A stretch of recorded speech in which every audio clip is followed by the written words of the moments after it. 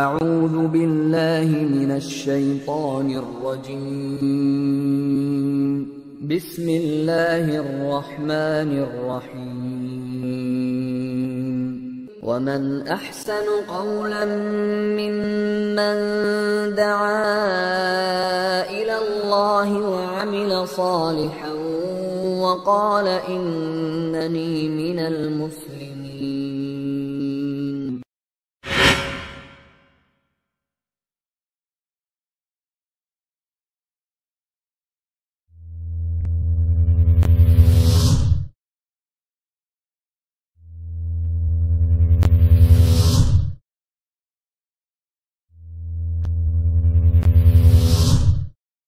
توبہ کیجئے گناہوں سے، اور میرے جملے کو یاد رکھیے، گناہوں میں سب سے بڑا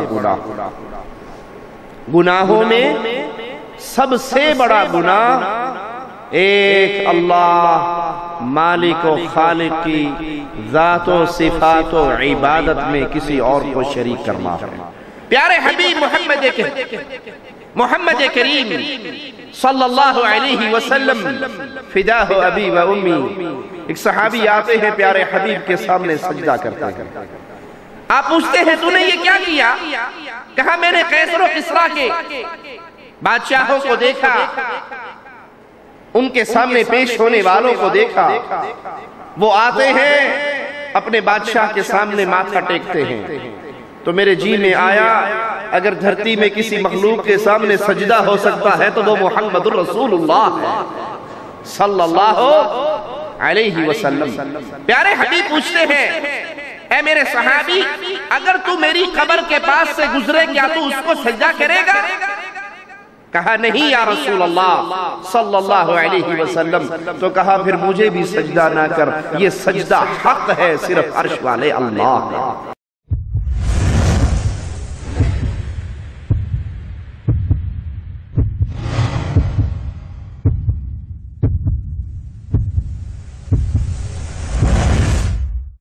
اللہم بارک علی محمد وعلی آل محمد کما بارکت علی ابراہیم وعلی آل ابراہیم انکا حمید مجید۔ حمد و صلوات کے بعد ہر قسم کی تعریف کے لائق اللہ تعالیٰ جل شانہ کی ذات ہے جو تمام جہانوں کا رب ہے۔ زمین و آسماں کو بھر دینے کے برابر درود و سلام خلیل کبریا احمد مجتبی محمد مصطفیٰ صلی اللہ علیہ وسلم کی ذات گرامی پر، جن کو اللہ نے تمام کائنات کے لیے رحمت بنا کر مبعوث فرمایا۔ اللہ تعالیٰ جل شانہ نے ارشاد فرمایا یا ایھا الذین آمنوا کتب علیکم الصیام، اے ایمان والو تم پر روزوں کو فرض کیا گیا، کما کتب علی الذین من قبلکم، جیسا کہ تم سے پہلی امتوں پر روزوں کو فرض کیا گیا، لعلکم تتقون، یہ روزے اس لیے تم پر فرض کیے گئے کہ تمہارے اندر تقوی پرہیزگاری پیدا ہو جائے۔ اللہ کے رسول صلی اللہ علیہ وسلم نے ارشاد فرمایا کہ جب رمضان مبارک آتا ہے تو جنت کے دروازے کھول دیے جاتے ہیں۔ میرے محترم دوستو، یہ بہت ہی برکتوں والا مہینہ جو چند ہی دنوں کے بعد میرے اور آپ کے درمیان آنے والا ہے، بہت ہی خوش قسمت وہ لوگ ہیں جو اس مہینے کو قیمتی بنا لیتے ہیں اور اپنی بخشش کا سامان پیدا کرتے ہیں، اور بہت ہی بدبخت وہ لوگ ہیں کہ رمضان آنے کے بعد بھی وہ اللہ سے اپنی بخشش نہیں کرواتے۔ رمضان مبارک کے استقبال کے بارے میں مزید گفتگو اور تفصیلاً گفتگو ہمارے شیخ محترم آپ دوستوں کے سامنے رکھیں گے۔ آج بروز جمعۃ المبارک 26 شعبان 1434 ہجری مبارکہ 5 جولائی 2013 مرکز مسلم الجدید بریدہ تحت اشراف مکتب الدعوہ والارشاد و توعیہ الجالیات فیضیہ بریدہ القصیم سعودیہ اور مکتب جالیات خبیب بریدہ کے تعاون سے اس کانفرنس ہال میں آپ کے سامنے آج کا یہ پروگرام انشاءاللہ شروع ہونے والا ہے۔ اس سے پہلے کہ ہم اپنے اس پروگرام اور جلسہ کی کارروائی کو شروع کریں، میں سب سے پہلے اپنے تمام مہمانان گرامی علماء اکرام مشائخ کا شکریہ ادا کرتا ہوں جنہوں نے ہماری اس دعوت کو قبول کیا اور ہمارے اس پروگرام اور جلسہ کی رونق کو دوبالا کیا۔ اس کے بعد آپ تمام دوست احباب بزرگوں دوستوں کا شکریہ ادا کرتا ہوں کہ جو ہمارے اس جلسہ میں تشریف لائے۔ اس کے بعد آج ہم نے جس شخصیت کو اپنے اس پروگرام اور جلسہ میں دعوت دی ہے وہ کسی تعارف کی محتاج نہیں۔ آپ ایک مشہور و معروف مبلغ و دین اسلام کے داعی ہیں۔ جس طرح آپ سامعین سننے والوں میں مقبول و معروف ہیں، اسی طرح حلقہ احباب و مشائخ میں بھی آپ کو عزت و احترام کی نگاہ سے دیکھا جاتا ہے۔ میرا اشارہ فضیلت الشیخ سید توصیف الرحمن راشدی صاحب حافظہ اللہ تعالیٰ کی طرف ہے۔ اللہ تعالیٰ جل شانہ سے یہ دعا ہے کہ اللہ تعالیٰ جل شانہ شیخ محترم کے علم میں، عمل میں، عمر میں برکت عطا فرمائے اور ہر قسم کے شر و شرور سے اور دشمنوں سے آپ کی اللہ تعالیٰ جل شانہ حفاظت فرمائے، اور آپ سے زیادہ قرآن و سنت کی دعوت کا اللہ تعالیٰ جل شانہ کام لیں اور اس کام کو پھر قبول و مقبول فرمائیں۔ تو بغیر کسی تاخیر کے میں شیخ محترم کو دعوت دیتا ہوں کہ آپ سٹیج پر تشریف لائیں اور اپنے موضوع رمضان المبارک کا استقبال کیسے کریں اس موضوع پر آپ دوستوں کے سامنے خطاب فرمائیں۔ اللہ تعالیٰ جل شانہ ہمیں صحیح معنوں میں قرآن و سنت کو سن کر اس پر عمل کرنے کی توفیق عطا فرمائے، اور جو کہا جائے سنا جائے، اگر کہنے سننے میں جو غلطی کوتاہی ہو جائے وہ معاف فرمائے۔ تو جزاکم اللہ خیر و احسن الجزاء۔ آپ دوستوں کے سامنے تشریف لاتے ہیں سید توصیف الرحمن راشدی صاحب حافظہ اللہ تعالی، اور آج ان کا جو موضوع ہے رمضان مبارک کا استقبال کیسے کریں۔ جزاکم اللہ خیر۔ السلام علیکم ورحمۃ اللہ وبرکاتہ۔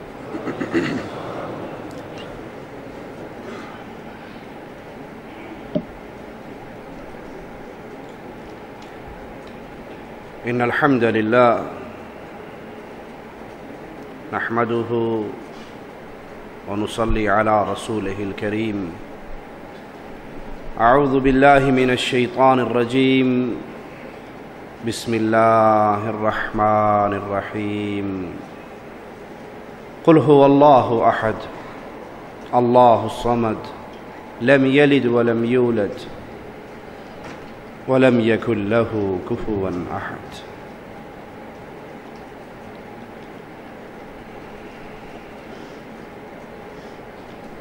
عقل مند تاجر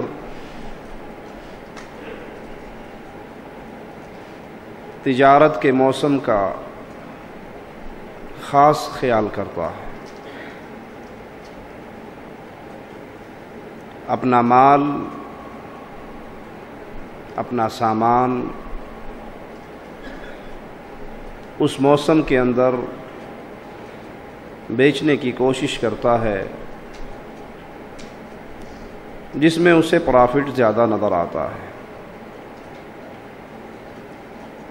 عقل مند مسلمان کا یہی حال ماہ رمضان سے ہے۔ رمضان کا یہ مبارک مہینہ جس کا لمحہ لمحہ قیمتی ہے۔ عقل مند مسلمان اس مبارک مہینے کے ایک لمحے کو بھی ضائع نہیں ہونے دیتا۔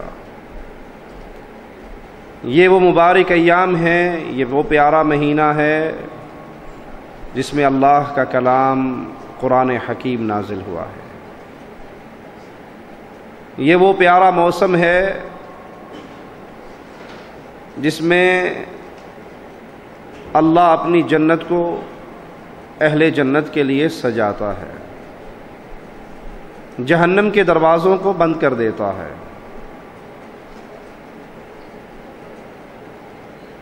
شیطان کو قید کر دیتا ہے۔ اللہ کی رحمت باقی ایام سے رمضان میں اپنے بندوں کو اور ڈھانپ لیتی ہے۔ عام نیکی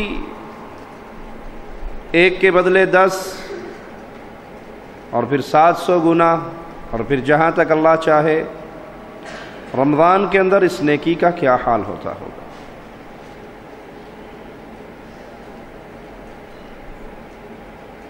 اس ماہ کا استقبال کیسے کریں؟ اس پیارے مہینے میں وہ کرنے والے کون سے کام ہیں جن پہ مسلمان کی خاص نظر ہو؟ سب سے پہلے اس مہینے کا استقبال سچی توبہ سے کریں۔ یہ مبارک مہینہ جس میں چھوٹے چھوٹے عمل انسانوں کے گناہوں کا کفارہ بن جاتے ہیں۔ کسی روزے دار کی افطاری کروا دو، مالک اپنے مزدور کی ڈیوٹی کے ٹائموں میں کمی کر دے، حالت ایمان میں انسان روزہ رکھ لے، حالت ایمان میں انسان قیام کر لے، حالت ایمان میں شب قدر کو جاگ لے، اللہ کی عبادت میں لگ جائے، زندگی کے گناہ اللہ کی طرف سے اس کی رحمت سے معاف ہو جاتے ہیں۔ تو اس موسم کے آنے سے پہلے اپنا معاملہ اپنے اللہ کے ساتھ صاف کیجئے، سچی توبہ کیجئے، اپنی زندگی میں انقلاب لائیے، تبدیلی اور چینج لائیے۔ اگر یہ رمضان آئے جیسے اس سے پہلے آیا تھا اور گزر جائے جیسے پہلے گزر گئے اور میری زندگی میں کوئی تبدیلی نہ آئے، میں وہیں پہ کھڑا ہوں جہاں رمضان سے پہلے کھڑا تھا، تو بدنصیب ہے وہ انسان جس نے ماہ رمضان کو پایا لیکن عبادت کر کے اللہ کو راضی کر کے اپنے گناہوں کو معاف نہ کروا سکا۔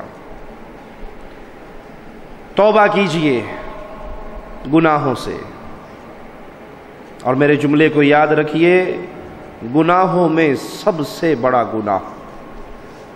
گناہوں میں سب سے بڑا گناہ ایک اللہ مالک و خالق کی ذات و صفات و عبادت میں کسی اور کو شریک کرنا ہے۔ یہ سب سے بڑا گناہ۔ صحیح ہے کہ رمضان آنے سے پہلے انسان کو توبہ کرنی چاہیے، گناہوں پہ توبہ۔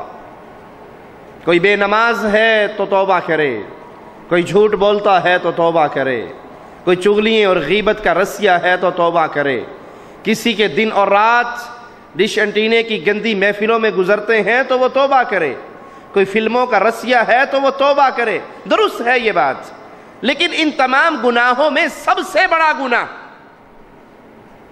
وہ اللہ کی ذات میں، اللہ کی عبادت میں کسی اور کو ساتھی اور ساجی بنانا ہے تو رمضان کے آنے پہ سب سے پہلے شرک اکبر سے توبہ کیجئے۔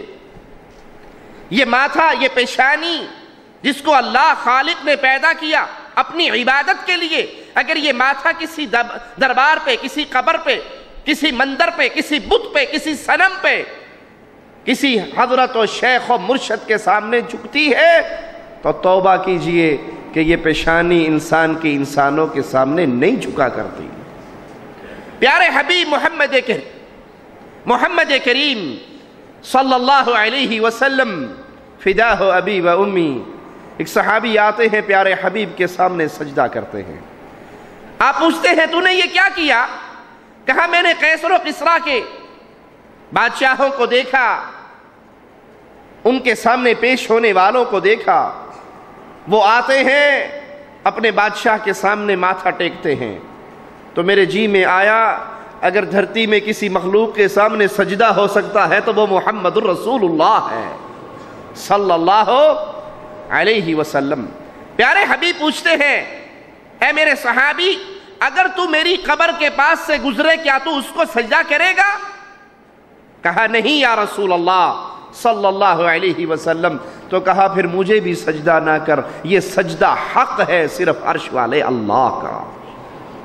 اگر اسلام میں کسی اور کو سجدہ کرنے کی اجازت دی جاتی تو بیوی کو حکم ہوتا اپنے خامن کو سجدہ کرے، لیکن شریعت اسلامیہ سجدے کو حرام قرار دیتی ہے ایک اللہ کے علاوہ اگر کسی اور کے لیے کیا جائے۔ تو پیارے بھائی، جب پیارے حبیب کے لیے سجدہ نہیں ہو سکتا، آپ نے اس صحابی کو منع کر دیا اور اپنی قبر کے بارے میں سوال کیا کہ میری قبر کے پاس سے گزرے تو کیا سجدہ کرے گا؟ تو کائنات میں وہ کون سے قادری صاحب ہیں، وہ کون سے حضرت صاحب ہیں، وہ کون سے پیر صاحب ہیں، وہ کون سے شیخ صاحب ہیں جن کے لیے سجدہ ریز کی ہو، جن کے قدموں میں ماتھے کو رکھا جائے، جس کی قبر پہ آ کے اپنے ماتھے کو خاک آلود کیا جائے؟ توبہ کیجئے غیر اللہ کی عبادت سے، توبہ کیجئے غیر اللہ کو پکارنے سے۔ رمضان کے آنے سے پہلے اگر کوئی یا علی مدد کا نعرہ لگاتا رہا، رمضان کے آنے سے پہلے اگر کوئی یا رسول اللہ مدد کے نعرے لگاتا رہا، رمضان کے آنے سے پہلے اگر کوئی بہاول حق بیڑا دھک کی آوازیں بلند کرتا رہا، پنجتن پاک کو پکارتا رہا، پیروں فقیروں کی صدائیں دیتا رہا، تو اللہ کے لیے توبہ کیجئے۔ اگر آپ نے اسی شرک کی حالت میں روزے رکھے تو رب محمد کی قسم کھا کر کہتا ہوں مشرک کا روزہ اللہ قبول نہیں کرتا۔ اپنے دامن کو پاک کیجئے شرکی غلاظتوں سے، اللہ کی ذات پہ ایمان لائیے کہ قل هو اللہ احد۔ یہ ترانہ محمد کریم نے پڑھا صلی اللہ علیہ وسلم، آوازہ لگایا اہل مکہ کے سامنے، اللہ احد ہے، یکتا ہے، تنہا ہے، اکیلا ہے، وہ اپنی ذات میں تنہا ہے، کوئی اس کا شریک نہیں ہے، کوئی اس کا بیٹا نہیں ہے، کوئی اس کی بیوی نہیں ہے، کوئی اس کے نور کا ٹکڑا نہیں ہے، کوئی نور من نور اللہ نہیں ہے، کوئی دنیا کے اندر اللہ کی عکس اور صورتیں لے کر زمین پہ نہیں آیا ہوا۔ وہ تنہا ہے، وہ یکتا ہے، وہ اپنی عبادت میں بھی اکیلا ہے، اس کی عبادت میں بھی کسی کو حصہ دار اور شریک نہیں بنایا جا سکتا۔ سچی توبہ کیجئے، شرک سے اپنے آپ کو بچائیے، بدعات سے اپنے آپ کو بچائیے۔ آپ نے دیکھا نہیں بچوں کو، کچھ بچوں کے ہاتھ میں ریزگاری ہو، کھلے پیسے ہوں، جسے پنجابی زبان میں ٹھپا کہا جاتا ہے، وہ دوسرے بچے کو چھیڑنے کے لیے ٹھپے بجاتا ہے، اور دوسرا بچہ مقابلے والا شرارتی، اس کے پاس پیسے نہ ہو تو وہ کیا کرتا ہے؟ پیسے نہیں ہے جیب میں، وہ پیپسی کے ڈھکن اکٹھے کر لیتا ہے اور اپنی جیب میں ڈال کے وہ بجاتا ہے نا، میرے کول بھی ہے، کلے تیری جیب نہیں پری۔ اور بچہ اگر عقل مند ہو تو اس کی جیب پہ ہاتھ لگاتا ہے، کہتا ہے یہ پیسے نہیں ہے، پیپسی کے ڈھکن ہے۔ پیپسی کے ڈھکن کون بجاتا ہے؟ جس کی جیب میں پیسے نہ ہو۔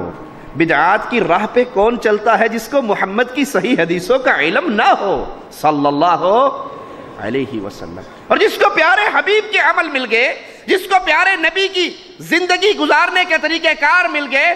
آپ کے ہاں وفات کا وقت بھی آیا، سیدہ خدیجہ فوت ہوئی، آپ کے ہاں ولادت کا وقت بھی آیا، آپ کے ہاں شادی کا وقت بھی آیا، رخصتی کا وقت بھی آیا، ولیمے کا وقت بھی آیا۔ پیارے حبیب نے کیسے زندگی گزاری؟ پیارے حبیب کی زندگی میں ربیع الاول بھی آیا، پیارے حبیب کی زندگی میں ماہ محرم بھی آیا، پیارے حبیب کی زندگی میں رجب کا مہینہ بھی آیا۔ کیا اللہ کے نبی علیہ الصلوۃ والسلام نے ربیع الاول میں جلوس نکالے؟ کیا صحابہ نے بھنگڑے ڈالے؟ کیا بیت اللہ کے ماڈل بنا کے مدینے کی گلیوں میں ریڑیوں پہ رکھ کے گھمائے گئے؟ نہیں۔ تو آپ کے پاس تو اوریجنل مصطفیٰ علیہ السلام کی سیرت ہے۔ ہمیں بدعت کے راستے پہ چلنے کی ضرورت، بدعات سے توبہ کیجئے، ہر عمل کے کرنے سے پہلے رک جائیے، چیک کیجئے یہ عمل پیارے حبیب کے پیارے فرمان سے ثابت ہوتا ہے یا نہیں، یہ مصطفیٰ کے پیارے عمل سے ثابت ہوتا ہے یا نہیں۔ اور وگرنہ ایک بات کہہ کے آگے چلتا ہوں، میں اپنی اور آپ کی بات نہیں کرتا، اگر صحابی رسول کا عمل محمد کی حدیث سے ٹکرا جائے، پیارے نبی کے عمل کے خلاف ہو جائے، اللہ صحابی کے عمل کو بھی قبول۔ پیارے حبیب نے ایک شخص کو دیکھا جو کمزور ہو گئے، پوچھا کیا ہوا، کمزور کیوں ہو گئے؟ کہا 1 سال گزر گیا روزے رکھتے ہوئے، 1 سال گزر گیا راتوں کو تہجد کی نماز پڑھتے ہوئے، کوئی دن میں نے افطار نہیں کیا، کوئی رات میں نے سو کر نہیں دیکھا، سارا دن روزے سے، ساری رات مصلی کا سوار، اور اس لیے کہ بھی جوانی ہے، قبر کے عذاب سے بچنے کے لیے کوئی سامان تیار کر لوں، عمل میرا اور آپ کا نہیں ہے، شیخ و ملا کا نہیں ہے، عمل محمد کے پیارے صحابی کا ہے صلی اللہ علیہ وسلم۔ میرے پیارے حبیب کا نام آئے تو محبت سے کہیں صلی اللہ علیہ وسلم۔ آپ کا نقصان نہیں ہوگا، فائدہ ہوگا۔ اور فائدہ کیا ہوگا؟ آپ ایک دفعہ کہو گے صلی اللہ علیہ وسلم، اللہ اپنی 10 رحمتوں کا نزول آپ پہ فرما دے گا۔ اللہ کے لیے اعلیٰ مثال، سمجھانے کے لیے مثال دوں، کسی کا مدیر کفیل اعلان کرے کہ صبح جو 1 ریال مجھے دے گا 10 ریال واپس کروں گا اسے، دے دفتر دے کو لائن ٹوٹے گی، کئی تو لے کے پھر لائن میں لگ جائیں گے، اینو کیڑا پتہ لگنا ہے۔ قربان جاؤں اپنے رب کی رحمتوں پہ، وہ مالک فرماتا ہے میرے حبیب کے بارے میں ایک دفعہ کہو صلی اللہ علیہ وسلم، نقد 10 نیکیاں مجھ سے لے لو، 10 رحمتوں کا نزول تم پہ ہوگا۔ کیا ہوا؟ صحابی نے روزہ رکھا، پیارے حبیب نے پوچھا کیا ہوا، کمزور کیوں ہو؟ سال بھر کے روزے، سال بھر کے تہجد کی نماز۔ کہا ہے میرے ساتھی سنو، اللہ نے تیرا ایک روزہ بھی قبول نہیں کیا، تیری تہجد کی نماز میں سے 1 رکعت بھی قبول نہیں کی۔ صحابی کی نماز، صحابی کے روزے، صحابی کی تہجد، وہ صحابی کانپ جاتے ہیں، یا رسول اللہ صلی اللہ علیہ وسلم، زندگی بھر سال بھر کی عبادت ہے، قبول کیوں نہیں ہوئی؟ کہا اس لیے کہ تیرے عمل پہ محمد کی مہر نہیں ہے صلی اللہ علیہ وسلم۔ توبہ کیجئے بدعات سے، ہر عمل سے پہلے رکیے، سوچئے، پیارے حبیب نے اس کا حکم دیا ہے، کر کے دکھایا ہے، صحابہ کو سکھایا ہے، پھر گناہوں سے توبہ کیجئے۔ آئیے وہ کون سے اعمال ہیں جو ہم اس رمضان کے مبارک مہینے میں کثرت سے کریں گے تو اللہ کی رحمت سے ہمارے درجات کی بلندی بھی ہوگی اور گناہوں کا کفارہ بھی ہوگا۔ ان میں سب سے عظیم عمل وہ رمضان کا روزہ ہے۔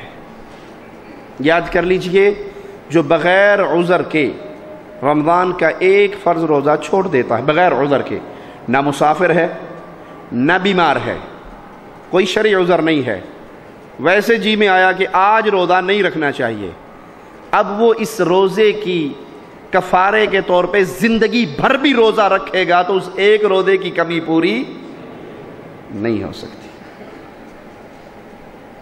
بخاری و مسلم میں پیارے حبیب محمد کریم صلی اللہ علیہ وسلم کا یہ فرمان ہے کہ ابن آدم کی ہر نیکی کے بدلے میں اللہ 700 گنا اور جہاں تک چاہتا ہے بڑھا دیتا ہے، لیکن مالک روزے کے بارے میں کیا فرماتا ہے؟ إِلَّا الصِّيَامِ فَإِنَّهُ لِي، سوائے روزے کے آدم کے بیٹے کی ہر نیکی کو 10 اور 700 گنا تک بڑھایا جاتا ہے، جس کے لیے اللہ چاہتا ہے، سوائے روزے کے۔ اور روزے کے بارے میں مالک فرماتا ہے فرشتوں، میرے بندے نے روزہ میرے لیے رکھا ہے، اس کی جزا بھی قیامت کے دن میں دوں گا۔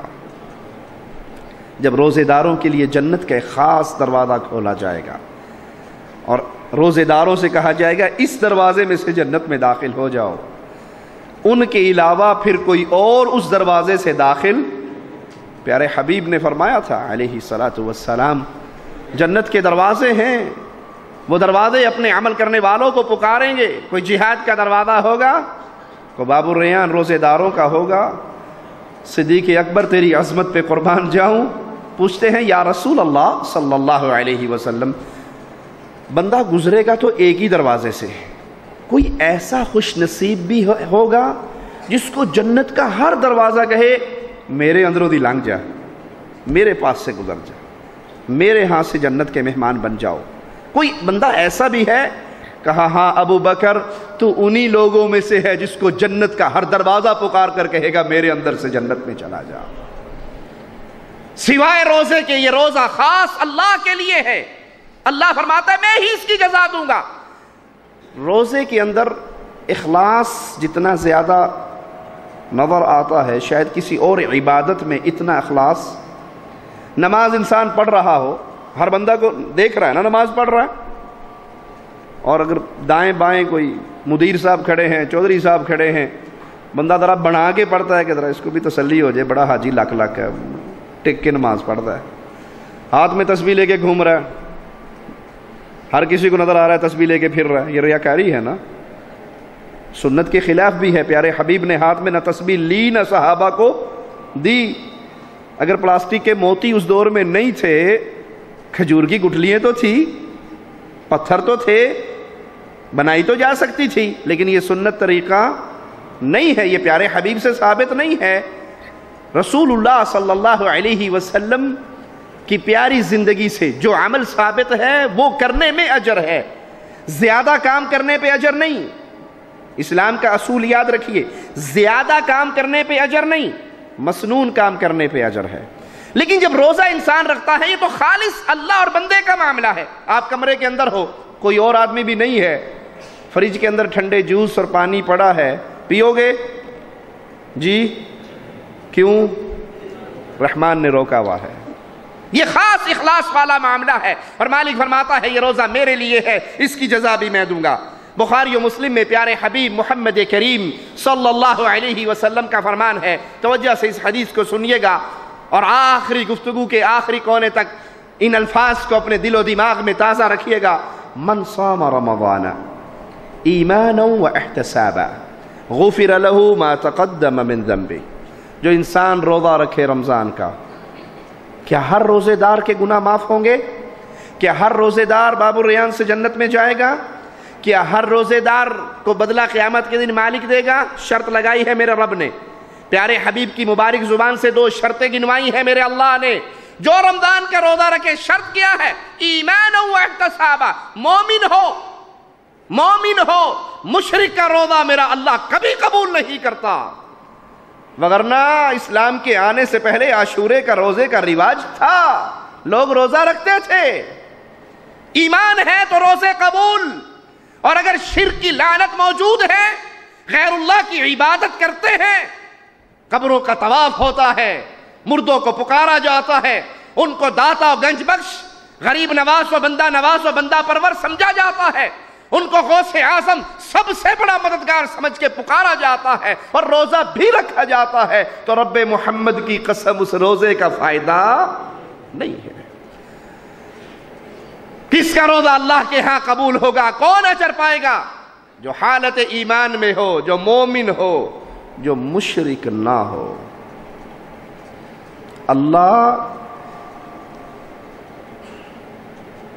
وہ ذات ہے جو اپنی ذات و صفات و عبادت میں کسی کی حصے داری کو برداشت، شراکت کو برداشت۔ اللہ کے لیے اعلیٰ مثال سمجھانے کے لیے شراکت پہ ایک مثال دے دوں۔ ارے وہ تو خالق و مالک ہے، انسان اپنی عزت و غیرت میں کسی کی شراکت برداشت نہیں کرتا۔ کرتا ہے؟ جی نکاح کرتے ہو نا، شادیاں کرتے ہو، بیوی قبول کر کے گھر لاتے ہو، اور کسی کی شادی ہونے لگے ایسی لڑکی سے جس کے لیے وہ 10 سال سے دعائیں مانگتا آ رہا ہے کہ اللہ میرا بیاہ جدوں بھی ہوئے فلانی نال ہوئے، بہت خوبصورت ہے، بڑی پسند والی ہے، آئیڈیل عورت ہے، جی چاہتا ہے میرا نکاح وہاں ہو جائے، اور بات بھی پکی ہو گئی، لیکن وہ محترمہ نکاح سے آدھا گھنٹہ پہلے آپ کو فون کر کے کہیں جی چودھری صاحب، شیخ صاحب، شاہ صاحب، خان صاحب، حاجی صاحب، میں آپ کے ساتھ نکاح کے لیے تیار ہوں، بس ایک شرط ہے، اور وہ شرط یہ ہے کہ ہفتے کے سارے دنوں میں میں آپ کی بیوی رہوں گی، اور ایک دن 2 گھنٹے کے لیے میں کہیں اور جایا کروں گی، اور وہ سابقہ منگیتر سے بھی ہیلو ہے، اس کو بھی سلام کر آیا کروں گی۔ رشتہ قبول ہوگا؟ بولو قبول کرو گے؟ یہ جنت سے آئی ہوئی حور ہو تو قبول کرو گے؟ کوئی خان صاحب ہوگا تو فیر ہی مار دے گا، ماڑا مرو دفع ہو جاؤ، جدھر جاتی ہے ادھر جاؤ، ہمیں تمہارا ضرورت نہیں ہے۔ یہ تم نے کیا کہہ دیا کہ 2 گھنٹے کے لیے کسی اور کے پاس؟ سوچئے، آپ نے بیوی کو پیدا کیا، جی پیدا کیا بیوی کو، راضی کو، خالق کو، مالک کو اس کے؟ نہیں، صرف قبول کہہ کے اسے گھر لائے ہو نا، 3 تولہ سونا حق مہر تسلیم کر کے، جو پہلی رات ہی انگوٹھا دے کے کر معاف مینوں، بیوی کہندی ٹھیک ہے جی معاف کر دیے، تو ناراض نہ ہو، میں نے حق مہر معاف کیا۔ اکثر کھا جاتے ہیں نا، اور جو اپنی بیویوں کا حق مہر زیادتی کر کے کھا جائے قیامت کے دن بدکاروں کی صف میں کھڑا ہوگا۔ حق مہر دے کے 3 تولے 4 تولے آپ اسے گھر میں لائے، خالق مالک رازق اس کے آپ نہیں ہو، وہ کسی اور کو آپ کے بستر کا شریک بنانا چاہے طلاق دے دو گے، قتل و غارت ہو جائے گی۔ ارے اس رب کے بارے میں کبھی بھی نہیں سوچا جو ماں کے پیٹ میں رزق دیتا رہا، جس نے ماں کے پیٹ سے تجھے نکالا، ماں کی چھاتیوں پہ دودھ تیرے لیے پیدا کیا، جس نے ماں کے دل میں تیری محبت کو جگایا، جس نے تجھے پیدا ہی اپنی عبادت کے لیے کیا۔ اب تو کہتا ہے کہ نہیں وہ بھی داتا ہے اور لاہور والا بھی داتا ہے، وہ بھی گنج بخش ہے اور بابا حجویری بھی گنج بخش ہے، وہ بھی غریب نواز ہے اور اجمیر والا بھی غریب نواز ہے، وہ بھی بندہ پرور ہے اور گیسو دراد بھی بندہ پرور ہے، وہ بھی دیتا ہے اور خواجہ بھی دیتا ہے۔ میں سنی عقیدت والا ہوں، تو کیوں مجھ سے جلتا ہے؟ ایک میں کیا سارا زمانہ خواجہ کے در پہ پلتا ہے۔ اپنی بیوی کی عزت میں تو شراکت کو پسند نہیں کرتے، میرے اللہ کی عبادت میں غیروں کی شراکت کو اللہ کیسے پسند کرے گا؟ من صام رمضان ایمانا واحتسابا، جو رمضان کا روزہ رکھے مومن ہو کر، مشرک ہو کر نہیں، بدعقیدہ ہو کر نہیں، غیروں کا پجاری ہو کر نہیں، نتیجہ کیا نکلتا ہے؟ ثواب کی امید بھی رکھتا ہو، غفر لہ ما تقدم من ذنبی، اللہ اس کی زندگی بھر کے گناہوں کو معاف فرما دیتا ہے۔ یہ پیارے عمل کا بدلہ کس کو ملنا ہے؟ صحیح بخاری کی یہ روایت سنیے، جس نے روزہ رکھا جھوٹ بولنے سے باز نہیں آیا، جس نے روزہ رکھا اور جھوٹ بولنے سے باز نہیں آیا، جھوٹی بات کہنے سے باز، جھوٹ پہ عمل کرنے سے باز نہیں آیا، اللہ کو کوئی ضرورت نہیں یہ بھوکا رہے یا پیاسا رہے، اللہ کو اس کی کوئی حاجت نہیں۔ روزے دار اگر جھوٹ بولے تو روزہ اس کا برباد ہوا یا نہیں؟ اگر وہ جھوٹ بولے یہ کہے جی فلاں نے آپ کو گالی دی اور اس غریب نے گالی نہ دی ہو، جھوٹ ہوا نا؟ زندگی کے معاملات میں جھوٹ بولے تو روزہ برباد۔ اور جو روزہ رکھ کر لوگوں کو یہ درس دے کہ اللہ ہماری سنتا نہیں ہے، پیروں کی موڑتا نہیں ہے، یہ جھوٹ نہیں ہے؟ ارے یہ تو سب سے بڑا جھوٹ ہے جو اللہ پہ الزام لگاتا ہے کہ اللہ عوام کی سنتا نہیں ہے، پیروں بابوں کی موڑتا نہیں ہے، ہماری تمہارے آگے، تمہاری اس کے آگے۔ آؤ اللہ کے در کو چھوڑ کر بابوں کے در پہ جھک جاؤ، یہ اللہ کے لاڈلے ہیں، یہ اللہ کے رتے ہوئے ہیں، یہ اللہ کے پہنچے ہوئے ولی ہیں، یہ اللہ سے لے کر دیتے ہیں، اللہ ڈائریکٹ نہیں دیتا۔ اس سے بڑا کوئی اور جھوٹ بھی ہوگا؟ سلیمان علیہ السلام لشکر کو لے کے چل رہے ہیں بارش کا سوال کرنے کے لیے، اور جہاں پر آ کے سوال کرنا تھا اللہ ایک چیونٹی کا منظر دکھاتا ہے جس نے پشت کو زمین پہ تپتے ہوئے ریت پہ رکھا ہوا ہے، ٹانگوں کو آسمان کی طرف بلند کیا ہوا ہے، اور زبان سے کہہ رہی ہے یا رب انی خلق من خلقک، اللہ میں بھی تیری مخلوق ہوں۔ جہاں سلیمان نبی تیری مخلوق ہے، چیونٹی بھی تیری مخلوق ہے، اس کو پیاس لگی ہے، مجھے پیاس لگی ہے، اس نے پانی مانگنا ہے، میں بھی پانی مانگ رہی ہوں، وہ بھی تیرے در کا منگتا ہے، میں بھی تیرے در کی منگتی ہوں۔ سلیمان علیہ السلام کہتے ہیں واپس چلو، ساتھی کہتے ہیں بارش کی دعا تو کر لو۔ جھوٹ بولنے والوں کہ رب ساڈی سندا نہیں، انہاں دی موڑدا نہیں۔ جواب سنیے سلیمان علیہ السلام کا، نبی کے مانگنے سے پہلے ایک چیونٹی نے مانگ لیا ہے، نبی کے مانگنے سے پہلے ایک چیونٹی نے مانگ لیا ہے، رب نے نبی سے پہلے اس کی سن کے سب کو پلا دیا ہے۔ اگر کوئی جھوٹ بولنے سے باز نہ آئے تو اس کا روزہ برباد، اور جو شرک کی دعوت دیتا ہے، شرکی عقائد رکھتا ہے، شرک پہ عمل کرتا ہے، وہ تو کائنات کا سب سے بڑا جھوٹا ہے، اس کا روزہ کیسے قبول ہوگا؟ اپنی دامن کو پاک کیجئے ان غلاظتوں سے، ان بدعقیدگیوں سے، روزے کا خیال کیجئے۔ روزہ رکھنے کے بعد زبان سے گندے جملے نہ نکلیں۔ پیارے حبیب کتنا پیارا درس دے رہے ہیں۔ اگر تم سے کوئی لڑائی کرے، اگر تم سے کوئی جھگڑا کرے، مارا پیٹی پہ اترے، تو جواب میں کیا کہو؟ میں روزے دار ہوں۔ میں کیا ہوں؟ میں روزے دار ہوں، میرے ہاتھ کے بھی روزہ ہے، میری آنکھ کا بھی روزہ ہے، میرے پیٹ کا بھی روزہ ہے، میرے منہ کا بھی روزہ ہے، میری زبان کا بھی روزہ ہے۔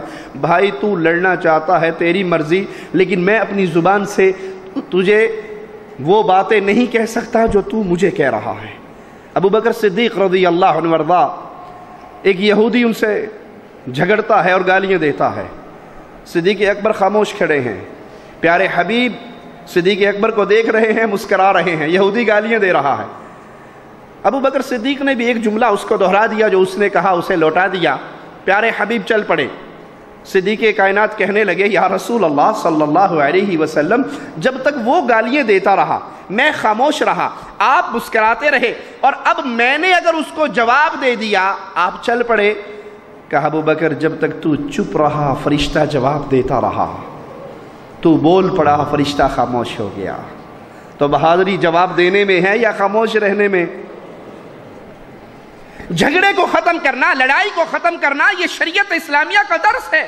پیارے حبیب علیہ الصلاۃ والسلام فرماتے ہیں، اگر کوئی سچا ہونے کے باوجود اپنے حق کو چھوڑ دیتا ہے، کوئی کہے یہ قلم میری ہے، یہ 50 ریال میرے ہیں، یہ چیز میری ہے اور وہ اس کی نہیں ہے، لیکن جس کی ہے وہ سچا بھی ہے، حقدار بھی ہے، اپنا حق صرف اس لیے چھوڑتا ہے کہ جھگڑا نہ ہو، لڑائی نہ ہو، محمد کریم فرماتے ہیں ایسے بندے کو میں جنت میں چبوترے کی گارنٹی دیتا صلی اللہ علیہ وسلم۔ بندہ جھگڑا نہ بھی کرنا چاہے تو یار دوست چکا کے مرا دیتے ہیں، لڑائی ہوئی یہ چپ کر کے آ گیا، اب کوئی اس کی تعریف نہیں کرے گا آپ نے بہت بہادری کی، آپ خاموش ہو گئے۔ اصل بہادر یہی ہے جو غصے پہ میں جی اتھے ہوندا نا تو میں متھا پاڑ کے آنا سی، تیرے ورگا بزدل بھی ہے، انہیاں گاڑا کھا کے آ گیا، شرم نہیں تین؟ بجائے اس کی آپ حوصلہ افزائی کریں کہ آپ نے جھگڑے کو مٹا دیا، بڑا اچھا کیا، گالی کا جواب گالی سے نہیں دیا، مہربانی ہے آپ کی، یہ اچھے اخلاق کی نشانی ہے، اسے اور تو نہ لگے۔ میں جو ہوتا نا تو میں پھر دستا، بندہ کہتا ہے کہ میں ہی غلط کر کے آیا ہوں، وہ گھر سے نکل کے پھر سر پھاڑ کے آتا ہے۔ یہ اسلام نہیں ہے، یہ اسلام کی تعلیم نہیں ہے، یہ پیارے حبیب کی سیرت نہیں ہے۔ پیارے حبیب تو فرماتے ہیں روزے دار اگر تجھ سے کوئی لڑائی کرے اس کی گالی کا جواب گالی میں نہ دو، بلکہ اسے کہو میں روزے سے ہوں۔ رمضان کے اندر ایک اور بڑا پیارا عمل جو انسان کے گناہوں کا کفارہ بن جاتا ہے، جس پہ خاص توجہ کی ضرورت ہے، وہ اللہ کے لیے قیام کرنا، تراویح پڑھنا، تہجد پڑھنا، نوافل پڑھنا۔ بخاری و مسلم میں پیارے حبیب علیہ الصلاۃ والسلام کا یہ فرمان، من قام رمضان، جو رمضان میں قیام کرے، بنیادی شرطیں ساتھ چل رہی ہیں اور آخر تک چلیں گی۔ قیام کرنے والا کون ہو؟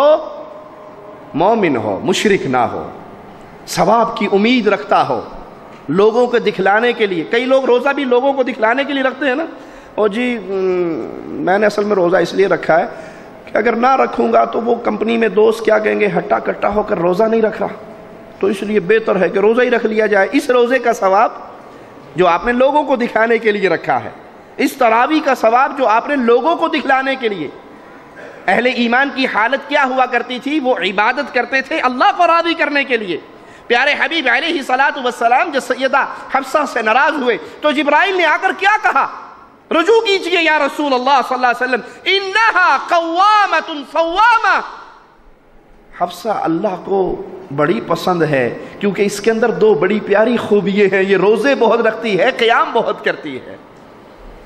عبادت کرنا، طواف کرنا، حج کرنا، عمرہ کرنا، قیام کرنا، روزے رکھنا، یہ اللہ کی رضا کے لیے تھا۔ آج تبدیل ہوتا جا رہا ہے، ہر چیز لوگوں کے دکھلانے کے لیے۔ آپ نے دیکھا نہیں؟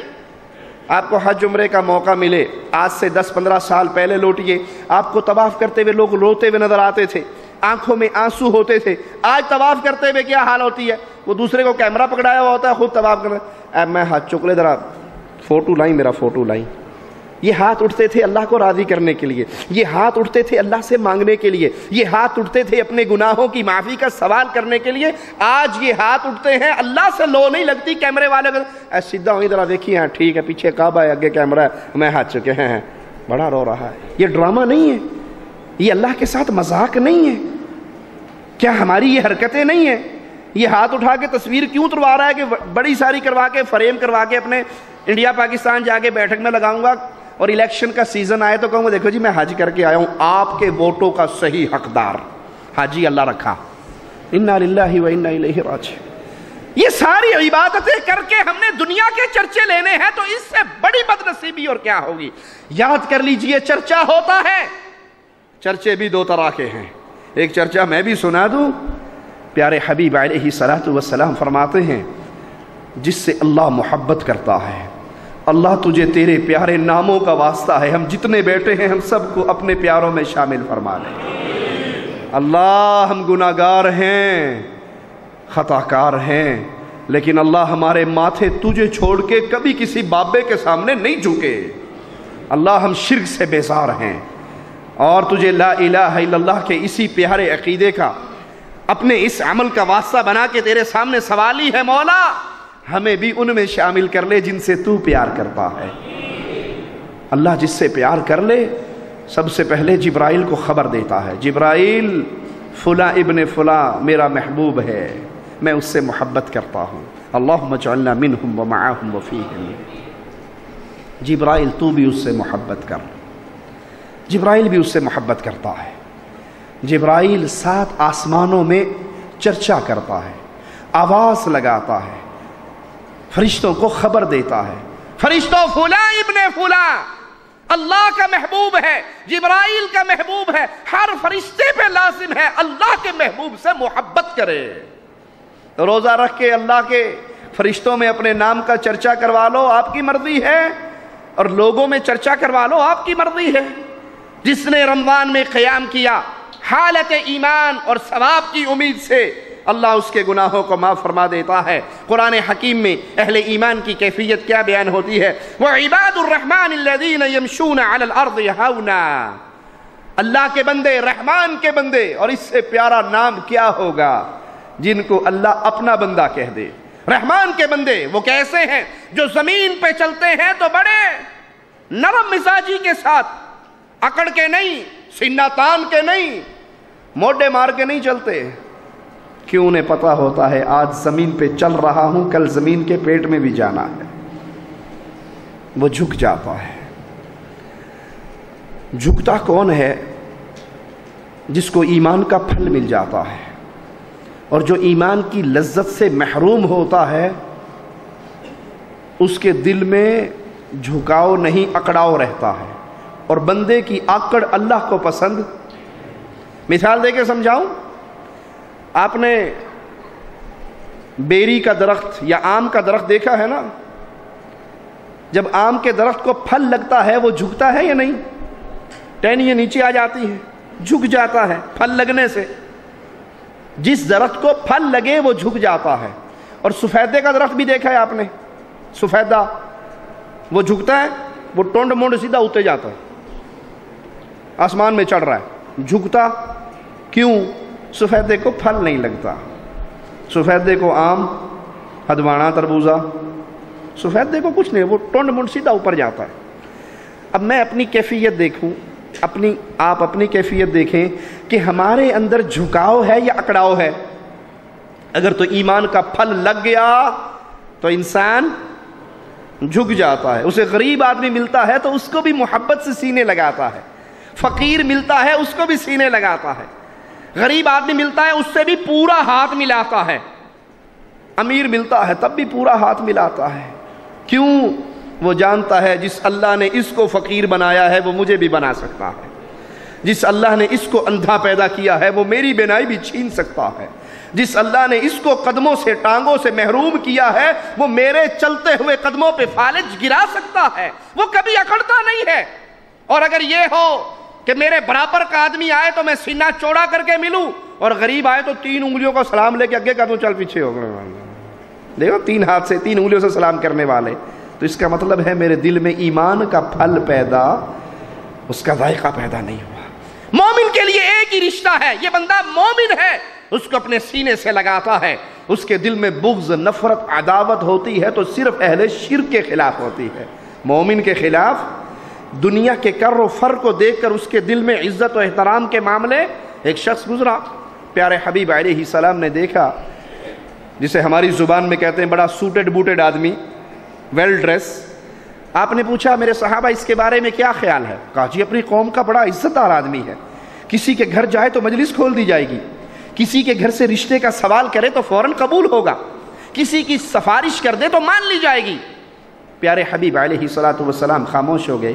پھر ایک آدمی گزرا جسے ہماری زبان میں کہا جائے گا ماڑا بندہ، کمزور سا آدمی، عام سا لباس۔ پیارے حبیب نے فرمایا اس کے بارے میں کیا خیال ہے؟ کہا جی اپنی قوم کا بڑا ہی غریب بندہ ہے، بہت کمزور آدمی ہے، کسی کی سفارش کرے تو مانی نہیں جائے گی، رشتہ مانگے تو انکار ہوگا، کسی کے گھر جائے تو مجلس نہ کھلے۔ فرمایا میرے صحابہ سنو، یہ غریب آدمی، یہ کمزور آدمی اگر اللہ پہ قسم ڈال دے کہ اللہ میرا یہ کام ضرور کر، تجھے قسم ہے اللہ اس کی قسم کی بھی لاج رکھتا ہے۔ یہاں قیمتیں ایمان کی لگتی ہیں، یہاں قیمتیں ذات و قوم و برادری کی نہیں لگتی۔ جس بت کو ہم نے اپنے سینے میں سجا کے رکھا ہوا ہے، پٹھان کی بیٹی ہے پٹھان آئے گا تو رشتہ دوں گا وگرنہ نہیں، سید کی بیٹی ہے تو سید ذاتے سے نکاح کروں گا وگرنہ نہیں، مغل ہوں، راجپوت ہوں، پنجابی ہوں، بلوچی ہوں، افغانی ہوں، میرے نزدیک میری قوم، میری برادری، میرا وطن عزیز ہے، ایمان عزیز نہیں تو سمجھ لو یہاں پہ ایک صنم ابھی تک زندہ ہے، توحید رچی بسی نہیں ہے۔ جس کے دل میں توحید رچ بس جاتی ہے اس کی محبت کا ایک ہی معیار ہوتا ہے، یہ ایمان والا ہے اور میری محبت ایمان والوں سے ہے۔ اہل ایمان زمین پہ چلتے ہیں تو بڑے نرم دلی کے ساتھ، نرم قدموں کے ساتھ، جھکے ہوئے عاجزی کے ساتھ۔ وَإِذَا خَاطَبَهُمُ الْجَاهِلُونَ قَالُوا سَلَامًا، کہیں جاہل سے ٹاکرا ہو جائے تو ہر جاہل کی گالی کا جواب گالی سے نہیں دیتے، اینٹ کا جواب پتھر سے نہیں دیتے، بلکہ جوہلا سے کنی کترا کے عزت کے ساتھ اکرام کے ساتھ نکل جاتے ہیں۔ وَالَّذِينَ يَبِيتُونَ لِرَبِّهِمْ سُجَّدًا وَقِيَامًا، اہل ایمان ان کی راتیں قرآن حکیم کی اس آیت کی روشنی میں مومنوں کی راتیں قیام اور سجدے میں گزرتی ہیں۔ اللہ ہم سب کو ہدایت عطا فرمائے۔ جس کی راتیں ڈش انٹینے کے سامنے بیٹھے ہوئے گزر جائیں، انڈین فلمیں، پاکستانی فلمیں، پشتو فلمیں، انگریزی فلمیں دیکھتے ہوئے گزر جائیں، وہ اپنے آپ کو کیا کہے گا؟ اہل ایمان کا ذکر، عباد الرحمن جو اللہ کے بندے ہیں، ان کا ذکر کیسے ہو رہا؟ وہ راتیں گزارتے ہیں اپنے اللہ کے لیے سجدے اور قیام کی حالت میں۔ سیدہ عائشہ رضی اللہ تعالی عنہا فرماتی ہیں رسول اللہ صلی اللہ علیہ وسلم رات کا قیام کبھی نہ چھوڑتے، رات کا قیام، تہجد کی نماز کبھی نہ چھوڑتے۔ اگر بیمار ہوتے، تھکے ہوئے ہوتے، کھڑے ہو کر نہ پڑھ سکے تو پیارے حبیب بیٹھ کے ہی پڑھ لیتے۔ اگر اللہ کے حبیب بیمار ہوتے، تھکے ہوئے ہوتے، اس حالت میں بھی تہجد کی نماز ترک نہ کرتے اور بیٹھ کے ادا کر لیتے۔ پیارے حبیب کے قدم مبارک سوج جاتے۔ سیدہ کائنات مومنوں کی ماں عائشہ رضی اللہ تعالی عنہا کہتی ہیں یا رسول اللہ صلی اللہ علیہ وسلم، آپ تو معصوم عن الخطا ہیں، آپ کے اگلے پچھلے معاف ہیں، کوئی گناہ آپ کے ذمے نہیں ہے، اتنی زیادہ عبادت، اتنے لمبے قیام، اتنے لمبے رکوع و سجود آپ کیوں کرتے ہیں؟ آپ کے تو اگلے پچھلے معاف ہیں، معصوم عن الخطا ہیں، اور آپ کے قیام کی یہ کنڈیشن ہے کہ قدم مبارک سوج گئے۔ پیارے حبیب کا جواب سنیے، اللہ کا واسطہ دے کر اپنے کانوں کی کھڑکیوں کو کھولیے، میرے ان جملوں کو، صدیقہ کائنات کے جملوں کو اپنے دل میں اتاریے۔ فرماتی ہیں پیارے حبیب سے میں نے یہ سوال کیا تو مصطفیٰ نے کہا عائشہ جس اللہ نے مجھ پہ اتنا بڑا کرم کیا ہے میں اس کا عبادت گزار، شکر گزار بندہ نہ بنوں؟ کیا نہ بنوں؟ شکر گزار؟ بولو بولو، شکر گزار بندہ نہ بنوں؟ کون کہہ رہا ہے؟ کون کہہ رہا ہے؟ کائنات کے سب سے افضل انسان محمد الرسول اللہ صلی اللہ علیہ وسلم۔ پیارے حبیب فرما رہے ہیں جس اللہ نے مجھ پہ اتنا بڑا احسان کیا ہے میں اس کا شکر گزار بندہ نہ بنوں؟ تو کیا ثابت ہوا؟ محمد الرسول اللہ نور من نور اللہ نہیں تھے، بندے تھے اللہ کے۔ مجھے کہنے دیجئے ساری کائنات مل کے عبادت کرنی شروع کر دے وہ محمد کے برابر صلی اللہ علیہ وسلم، پیارے حبیب کی عبادت کے برابر کوئی پہنچ سکتا ہے؟ وہ 3 صحابی آئے تھے، تینوں نے نبی کی عبادت کا حال سنا تھا اور پھر اپنے دعوے کیے تھے اور آپ نے ان کو روک کر کہا تھا میں تم میں سب سے زیادہ اللہ کی عبادت کرنے والا اور سب سے زیادہ اللہ سے ڈرنے والا ہوں۔ عبادت کر کے، مجاہدے کر کے، ریاضتیں کر کے انسان کبھی عبدیت کے مقام سے الوہیت کے مقام پہ نہیں جا سکتا۔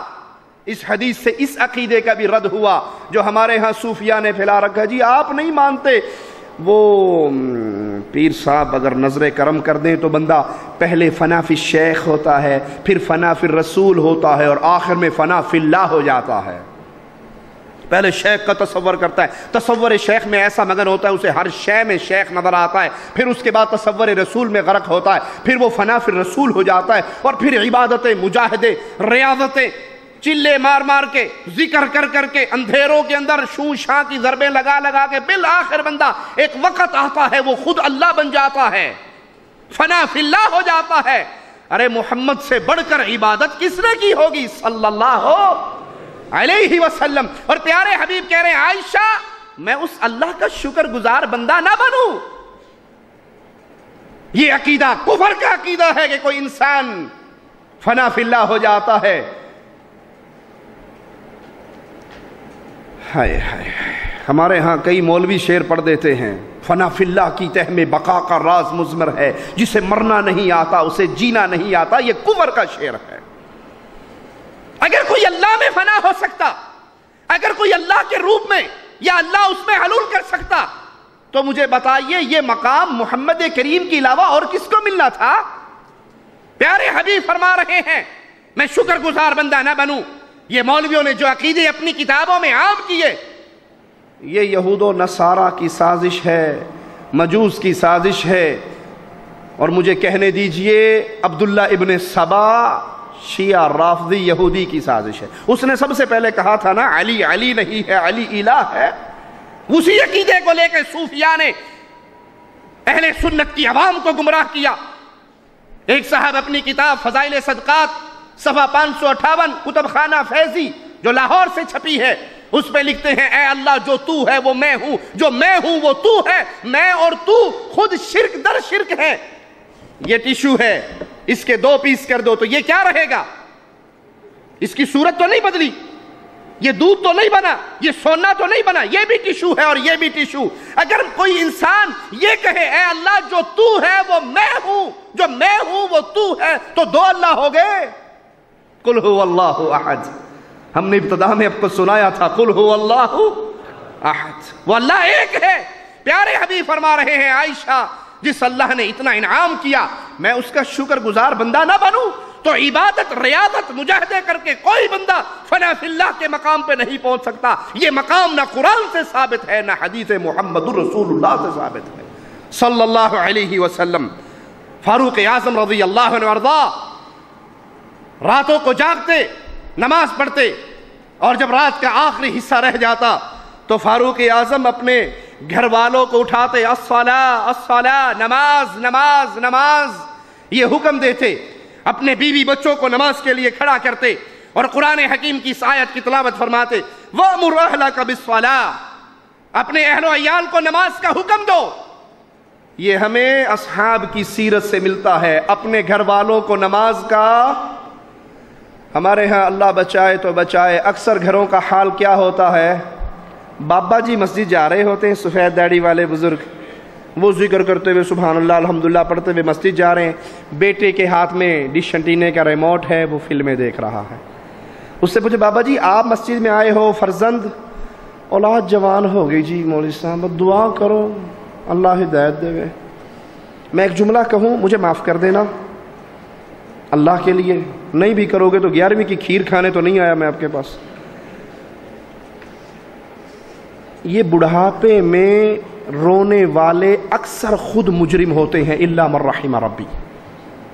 یہ بڑھاپے میں مسجد جا کر مولویوں کے پاس تعویذ لینے والے اولاد بڑی نافرمان ہے، مولوی صاحب کو تعویذ ہی دے چھڈو، یہ خود مجرم ہے۔ مجھ سے پوچھئے کیسے مجرم ہے، میں بتاتا ہوں۔ شادی ہوئی، خود تو سعودیہ آ گئے، خود کویت چلے گئے، دوسرے ملکوں میں چلے گئے، اب بیگم صاحبہ پوچھتی ہے جی وہ دن نہیں گزرتا کیبل لگوا دیجئے، مجھے قربان چاہیے، بڈھی دی گل نہیں ماننی تو کیدی ماننی ہے، وہ گھر کے اندر ڈش انٹینا، کیبل، فلمیں، گانے دے کے جاتے ہو یا نہیں؟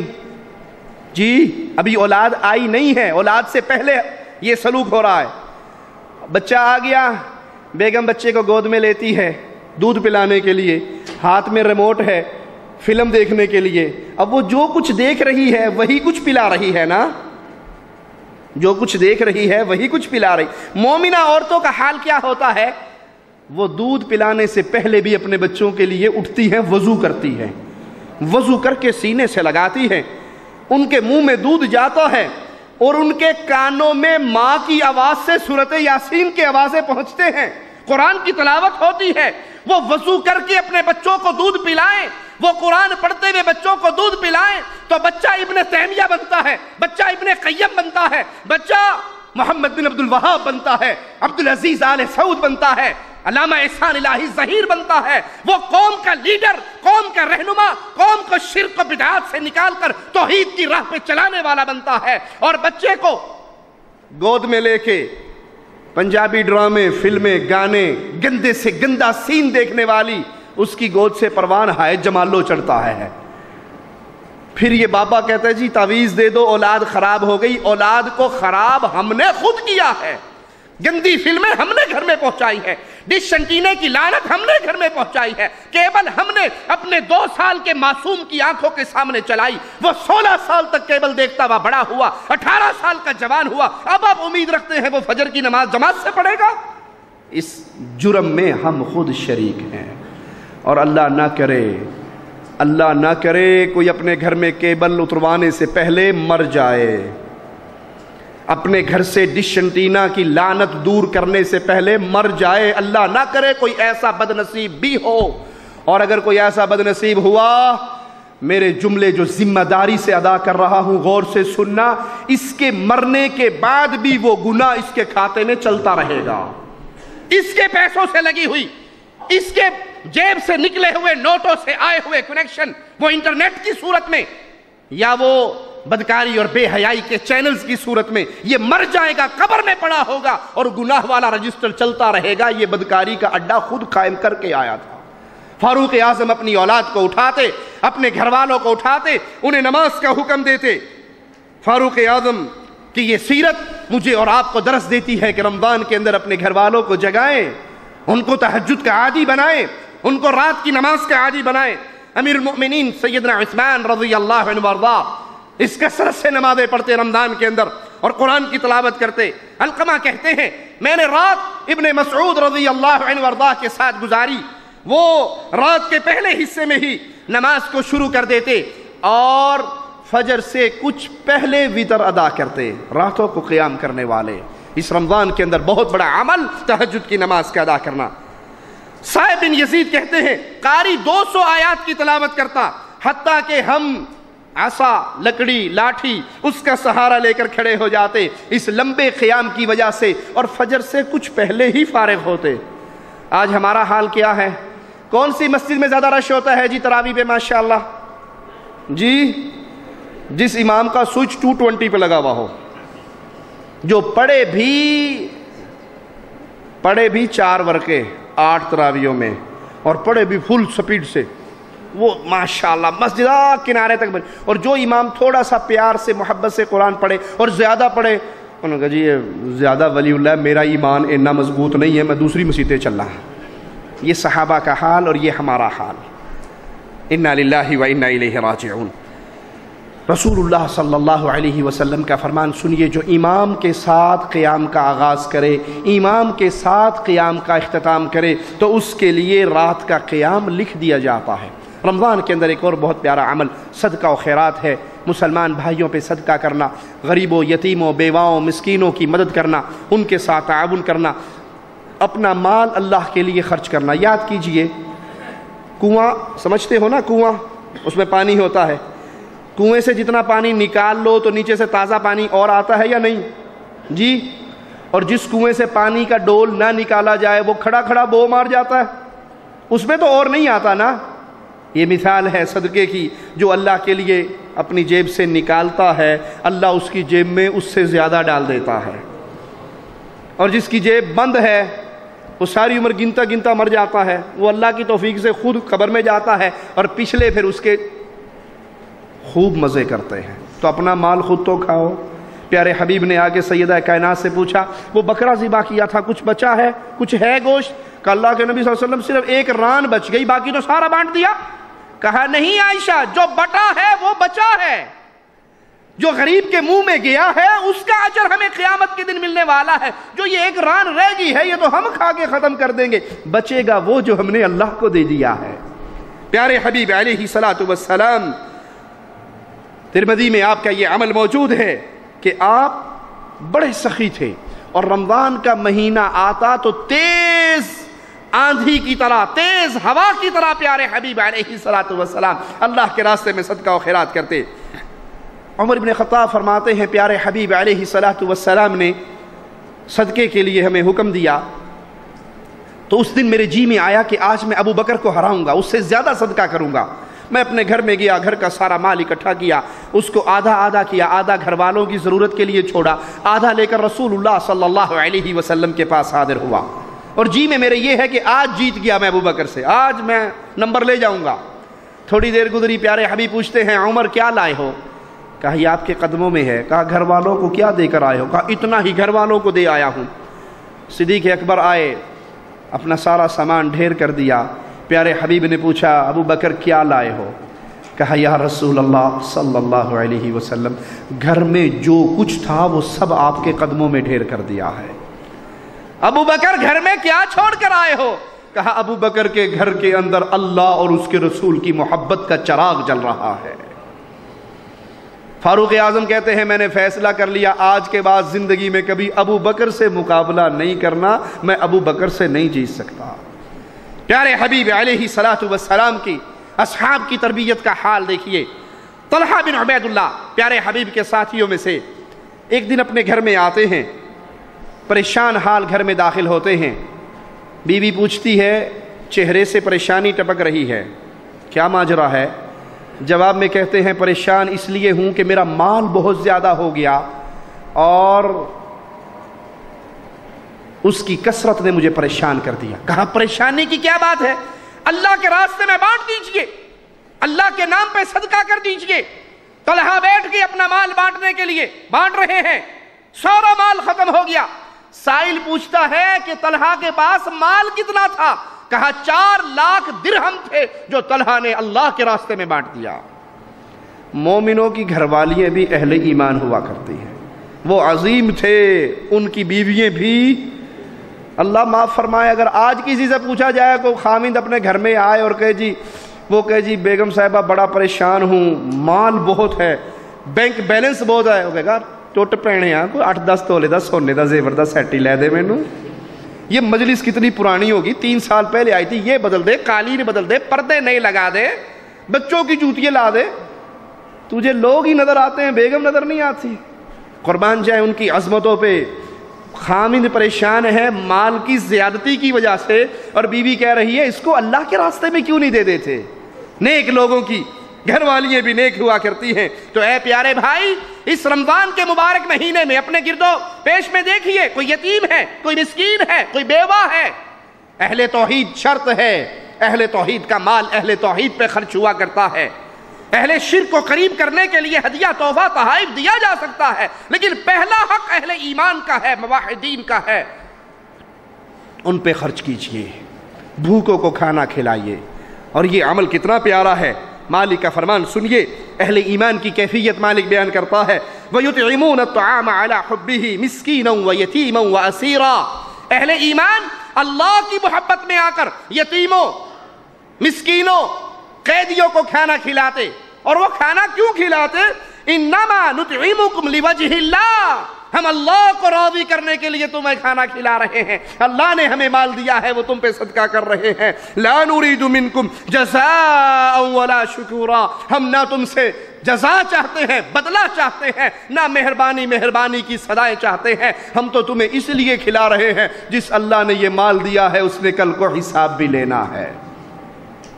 اور مبارکباد کا مستحق ہے میرا وہ بھائی جس کا مال لا الہ الا اللہ کو پھیلانے پہ خرچ ہو، مبارکباد کا مستحق ہے وہ بھائی جس کا مال رب کی وحدانیت کے عقیدے کے نشر پہ خرچ ہو، وہ قرآن کو ترجمے سے بانٹنے کی صورت میں، وہ کیسٹ سی ڈی کتاب مطویہ بانٹنے کی صورت میں، وہ مسجد مدرسہ بنانے کی صورت میں، جس حال میں بھی کوئی اللہ کی توحید کے جھنڈے کو، علم کو بلند کرنے کے لیے اپنا مال دیتا ہے، یہ مال قیامت کے دن اس کے سر پہ سایہ بن جائے گا۔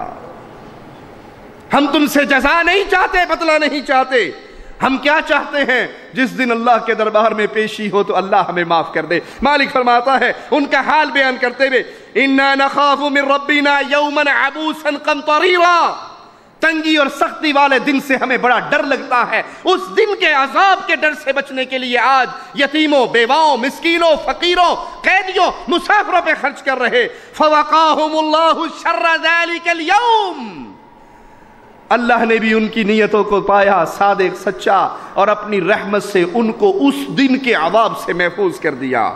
وَلَقَّاهُمْ نَضْرَةً وَسُرُورًا، اور ان کو ان کے صبر کے بدلے جنت اور ریشمی لباس عطا فرما دیے۔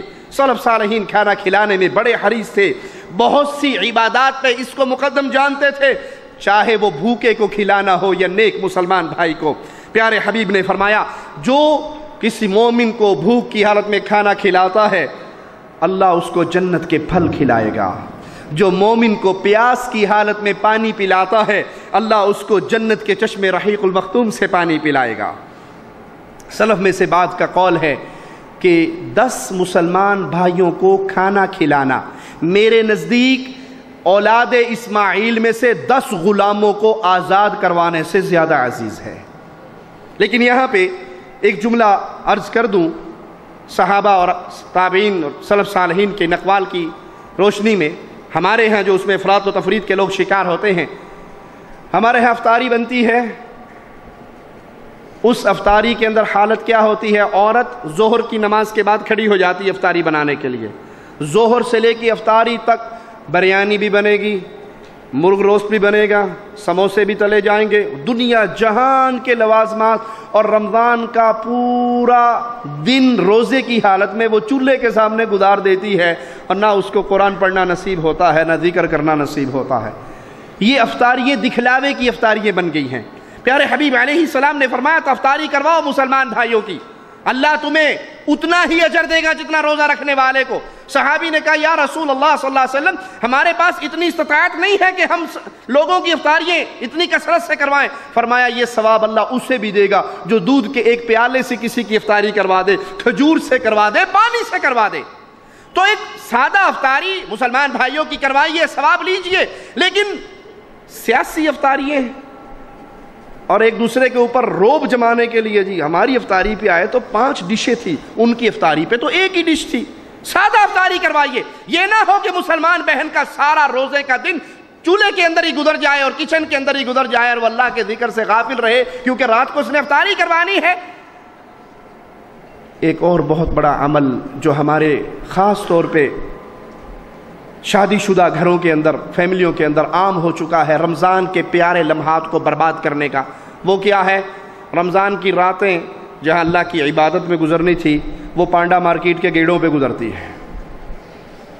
بھائی ضروریات زندگی لینا جائز ہے، آپ یہ کام رمضان آنے سے ایک ہفتہ پہلے نہیں کر سکتے؟ آپ کو پتا ہے عید پہ بچوں کے کپڑے لینے ہیں، جوتے لینے ہیں، کم ہی بیوییں ہیں جنہیں اللہ توفیق دے اور گھر میں سلائی کروا لیں، باقی تو خاوند کی جیب کی سلائی کرواتی ہیں۔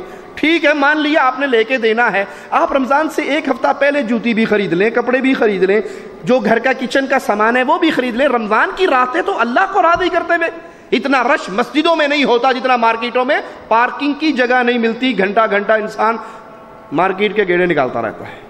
یہ پیارے اوقات کو برباد کرنا نہیں ہے تو کیا ہے؟ کھانا کھلانا اہل ایمان کو کتنا پیارا تھا۔ عبداللہ ابن عمر، مالک بن دینار، احمد ابن حنبل یہ اپنی افطاری لوگوں میں بانٹ دیا کرتے تھے، حالانکہ خود بھی روزے سے ہوا کرتے تھے۔ رسول اللہ صلی اللہ علیہ وسلم نے فرمایا تم اس وقت تک مومن نہیں ہو سکتے، تم اس وقت تک جنت میں نہیں جا سکتے جب تک مومن نہ بن جاؤ، اور اس وقت تک مومن نہیں ہو سکتے جب تک آپ اس میں محبت نہ کرنے لگو۔ تو یہ دعوتیں، یہ محبتیں بڑھانے کا ایک ذریعہ ہے، لیکن اس کو اس کے حد میں رکھا جائے، اس کے حد سے تجاوز نہ کیا جائے۔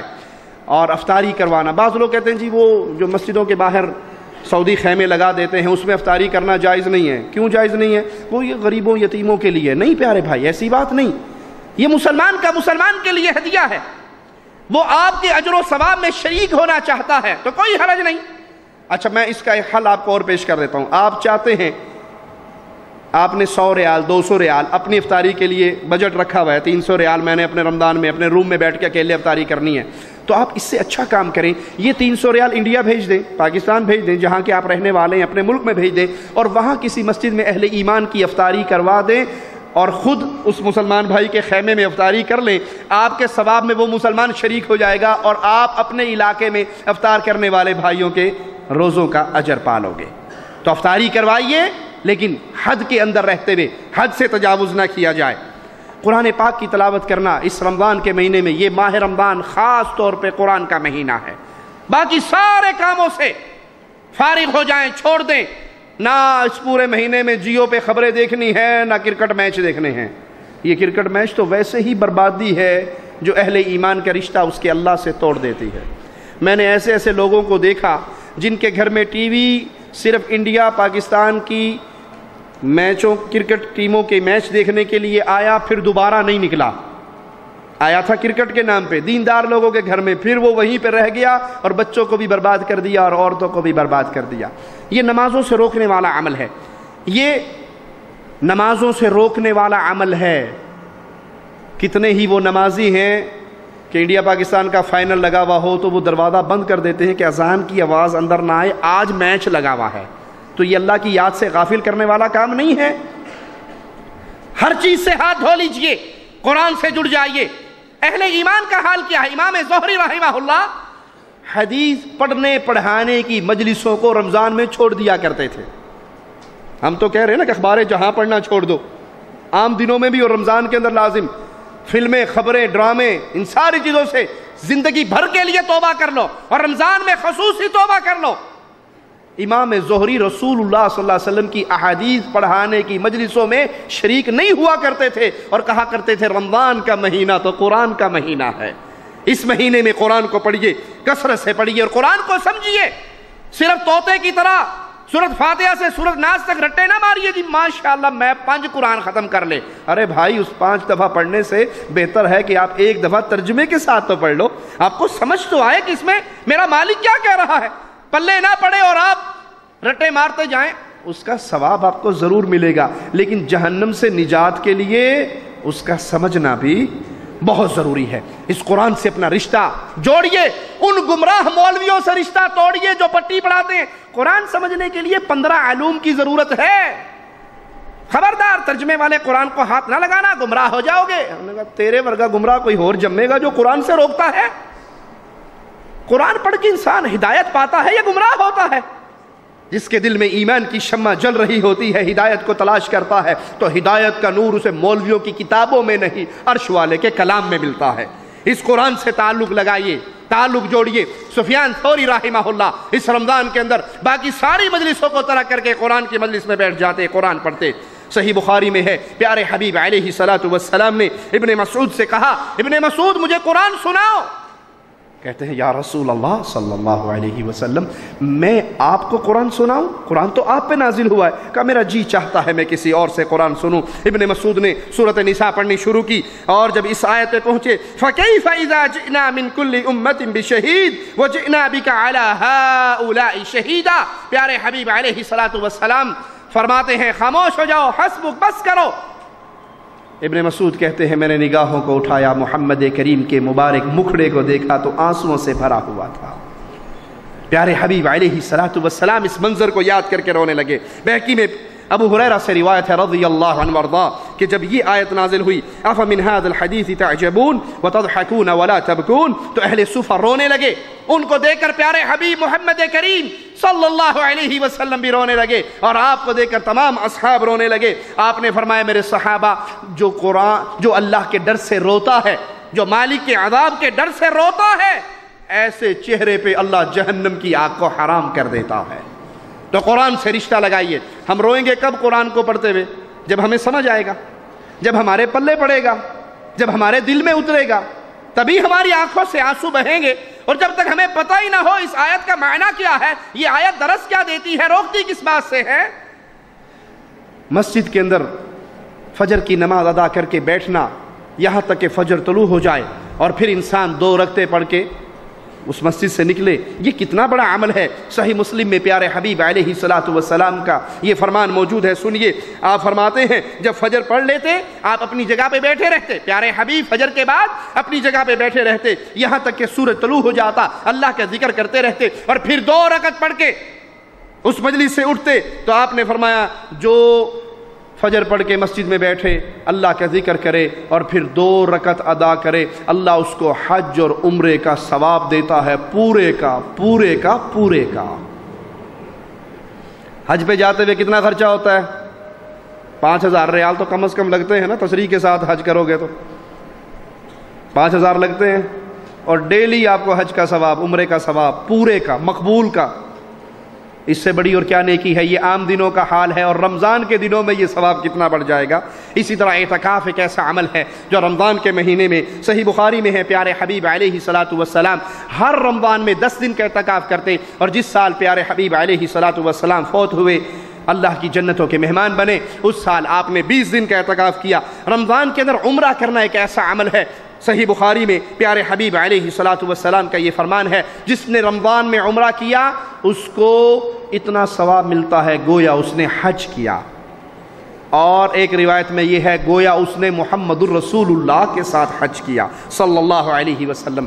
رمضان کے اندر اور آخری عشرے میں رمضان کے ایک بہت پیاری رات جسے شب قدر کہا جاتا ہے, وہ رات جو ایک رات کی میں اللہ کی عبادت 1000 ماہ کی عبادت سے بہتر ہے. 21ویں رات, 23ویں, 25ویں, 27ویں, 29ویں, ان طاق راتوں میں اس رات کو تلاش کیا جائے اور اس میں اللہ کے لیے عبادت کی جائے. پیارے حبیب علیہ الصلوۃ والسلام کا فرمان سنیے, من قام لیلۃ القدر, جو شب قدر کو قیام کرتا ہے, اللہ کی عبادت کرتا ہے, جاگتا ہے, اس کو کیا ملے گا؟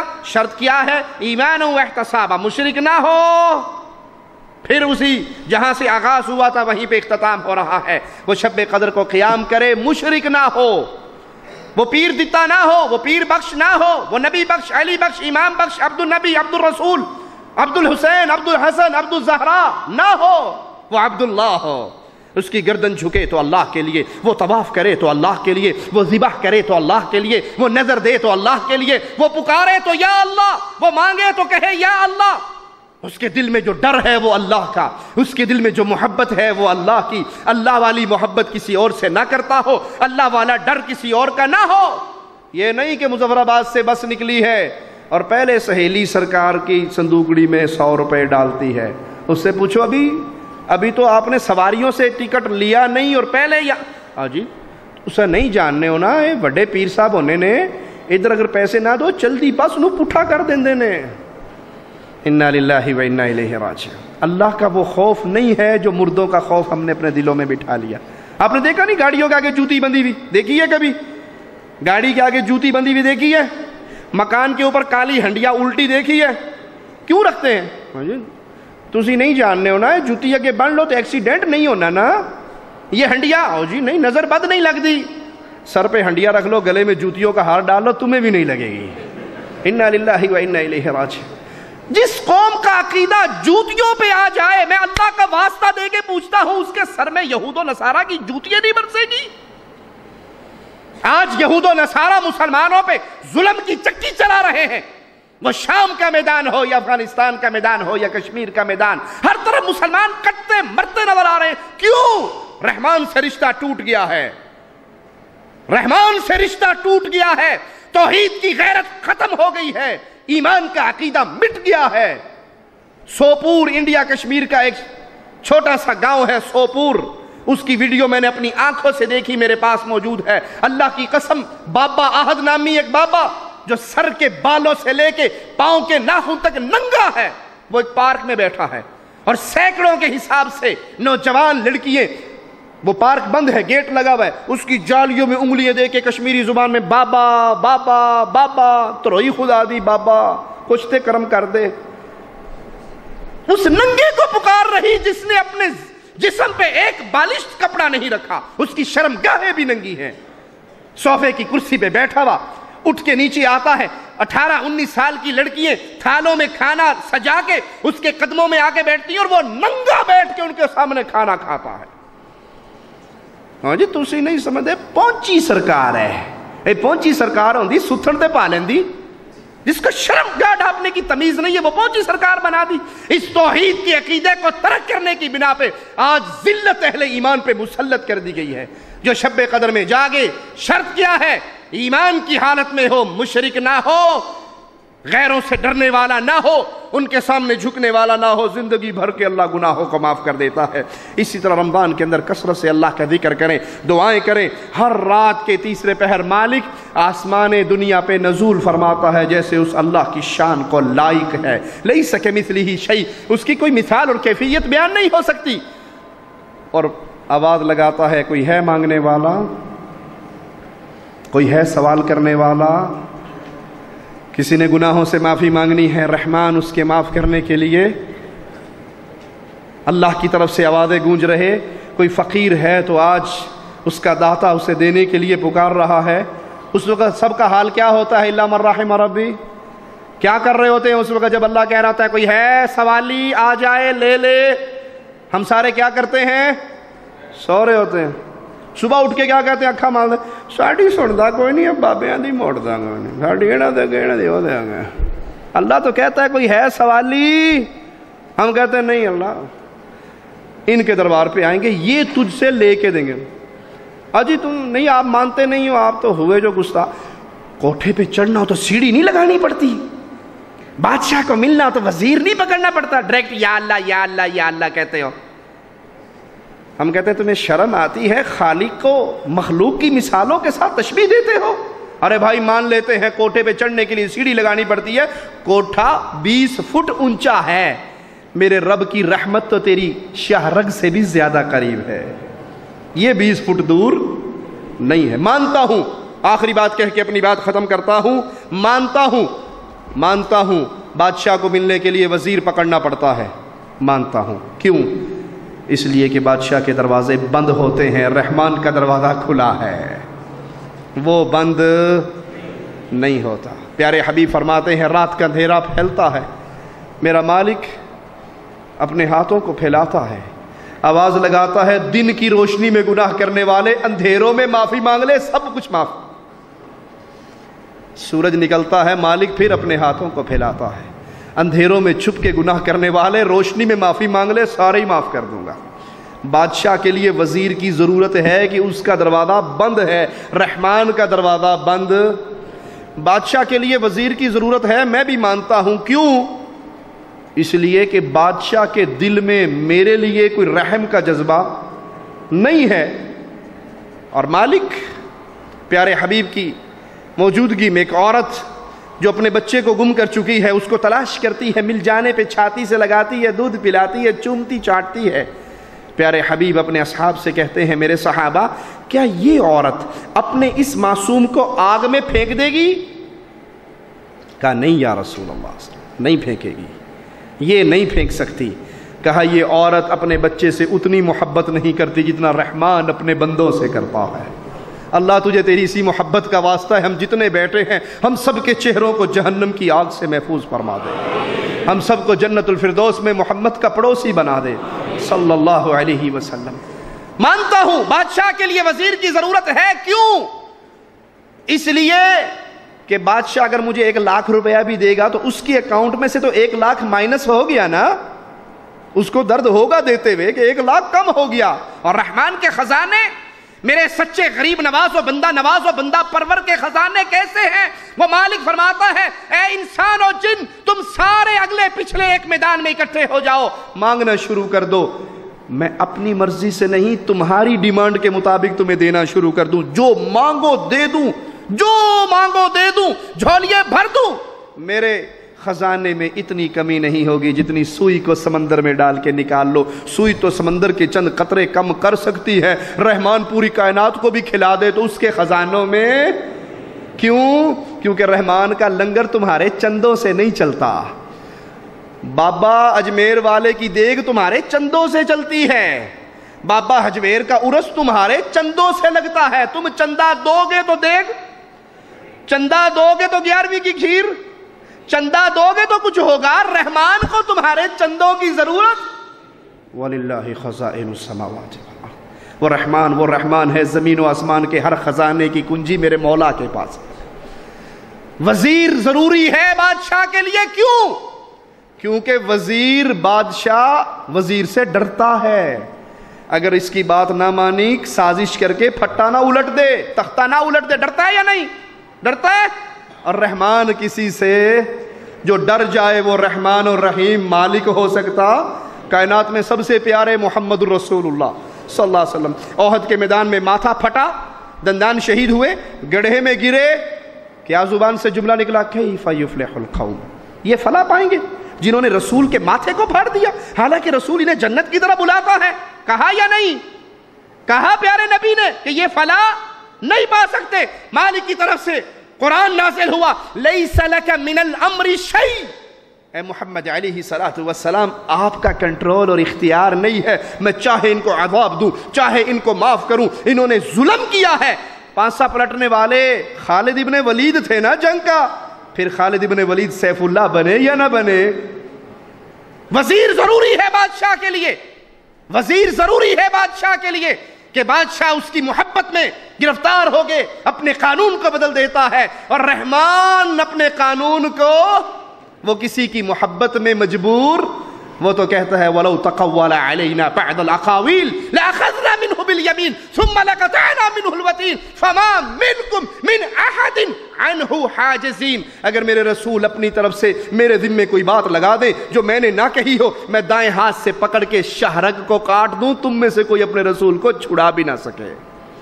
اچھا چلو ساری باتیں چھوڑو، مان لیتے ہیں جی بادشاہ کے لیے وزیر ضروری ہے۔ اگر بادشاہ کہیں ڈائریکٹ آپ کو مل جائے، آپ کو بادشاہ سلامت، اللہ کے لیے اعلیٰ مثال، سمجھانے کے لیے مثال دے رہا ہوں، آپ کی ملاقات ہو جائے منموہن سنگھ صاحب کے ساتھ، نواز شریف صاحب کے ساتھ، خالدہ ضیاء صاحبہ کے ساتھ، آپ کی ملاقات ہو گئی، بادشاہ وقت آپ کے سامنے بیٹھے اور کہتا ہے جی ہاں جی کیا کام ہے آپ کو بتائیے، تو عقل مند آدمی کیا کرتا ہے؟ جیب سے فوراً درخواست نکالے گا، میرے منڈے دی نوکری لوا دیو، اسلام آباد میں کوئی پلاٹ لے دو، امریکہ کا ویزا ہی لگا دو، کرو گے؟ فوراً درخواست رکھ دو گے عقل مند آدمی۔ اور بیوقوف کیا کرے گا؟ او نہیں جی نہیں، میں کوئی وہابی ہوں جو آپ سے ڈائریکٹ مانگ لوں، یہ تو بڑی گستاخی ہے میں آپ سے سوال کروں۔ آپ اسلام آباد جائیے، آپ دہلی جائیے، اور میں ملتان شریف جاتا ہوں، وہاں کے ایم این اے صاحب کو لے کے آؤں گا، اور پھر وزیر اعظم کی سفارش کرواؤں گا، اور پھر میں آپ کے پی اے کے ذریعے آپ سے ٹائم لوں گا، اور پھر ان سارے واسطوں کے بعد درخواست دوں گا۔ تو کہ بے وقوف آدمی، میں تیرے سامنے بیٹھا ہوں، نہ ایم این اے کی ضرورت، نہ ایم پی اے کی ضرورت، نہ کسی اور کی، مانگ۔ درخواست دینی چاہیے یا نہیں؟ بولو، دینی چاہیے۔ پیارے حبیب کی حدیث میں نے آپ کو سنائی، رات کا آخری پہر ہوتا ہے، مالک عرش معلیٰ سے آسمان دنیا پہ نزول فرماتا ہے، لیس کمثلہ شیء، اس کی کوئی مثال اور کیفیت بیان نہیں ہو سکتی جیسے اس کی شان کے لائق ہے، اور آواز پڑتی ہے کوئی مانگنے والا، ہے کوئی سوالی، ہے کوئی فقیر؟ درخواست دینی چاہیے یا واسطہ پنجتن پاک کا ڈالنا چاہیے؟ اللہ سے دعا ہے اللہ ہمیں توحید کا فہم عطا فرمائے، اللہ ہمیں شرک سے بچائے، بدعات سے بچائے، محبت رسول صلی اللہ علیہ وسلم پہ زندہ رکھے، پیارے حبیب کی محبت پہ زندہ رکھے، قرآن کی محبت پہ زندہ رکھے، ایمان پہ زندہ رکھے۔ اللہ جب تک زندہ رکھنا توحید پہ رکھنا، جب موت دینا توحید کی دعوت دیتے ہوئے شہادت کی موت دینا۔ اللہ قیامت کے دن ہم تیرے دربار میں اس حال میں پیش ہوں کہ ہمارے زخم کھلے ہوئے ہوں، خون بہتا ہو، رنگ خون کا ہو، خوشبو کستوری کی ہو، اور تو پوچھے بندے تو نے یہ کیوں کیا؟ تو ہم کہیں اے اللہ جان تو نے دی تھی، تیری توحید کا آوازہ لگاتے ہوئے اہل شرک کے ہاتھوں شہید ہو کے تیرے دربار میں آئے۔ اللہ اللہ تجھے تیرے پیارے چہرے کا واسطہ ہے مولا، ہم جتنے یہاں بیٹھے ہیں سب کو جنت الفردوس میں اکٹھا فرمانا، پیارے حبیب کے پڑوس میں اکٹھا فرمانا۔ اللہ جنت کی سب سے بڑی نعمت، مولا جنت کی سب سے بڑی نعمت تیرے پیارے چہرے کا دیدار ہوگا۔ ربا ہمیں بھی ان پیاروں میں شامل کر دے، ہمیں بھی ان پیاروں میں شامل فرما دے، اپنے فضل سے، اپنے کرم سے، اپنی رحمت سے۔ ہمارے اعمال اس قابل نہیں مولا، اپنی رحمت سے ہمیں بھی ان پیاروں میں شامل کر دے جو جنت الفردوس میں نور کے ممبروں پہ بیٹھ کے تیرے پیارے چہرے کا دیدار کریں گے۔ اقول قولی ھذا واستغفر الله لي ولكم ولسائر المسلمين فاستغفروه إنه هو الغفور الرحيم.